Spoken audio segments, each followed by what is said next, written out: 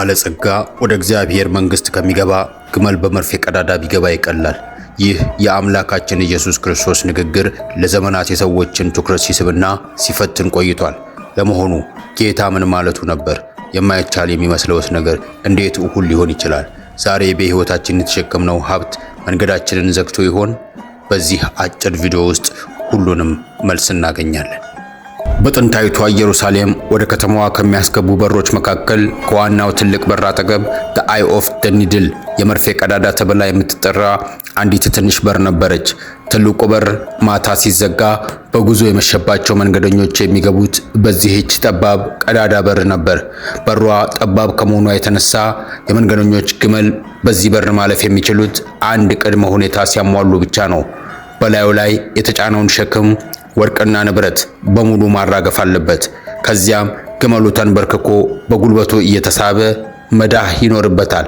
ጌታችን ኢየሱስ ክርስቶስ ይህንን ምሳሌ የተጠቀመው ሆን ብሎ ነው። ወደ መንግሥተ ሰማያት ለመግባት በትዕቢት ተወጥሮ ሳይሆን ራስን ዝቅ አድርጎ ባዶ ሆኖና በእግዚአብሔር ፊት ተንበርክኮ መሆን እንዳለበት ሊያስተምረን ፈልጎ። በአንድ ወቅት አንድ ባለጸጋ ወጣት ወደ ኢየሱስ ክርስቶስ መጥቶ ጌታ ሆይ የዘላለም ሕይወትን ለማግኘት ምን ላድርግ ሲል ጠየቀው። ሕጉን ሁሉ የጠበቀ መልካም ሰው ነበረ። ነገር ግን ኢየሱስ ክርስቶስ የልቡን ምስጢር ተመለከተ።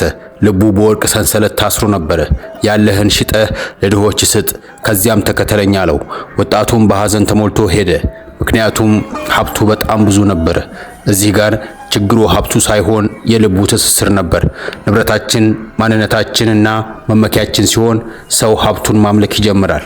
ዋናው ጥያቄ ምንድነው ያለን ሳይሆን እኛን የያዘን ምንድነው የሚለው ነው።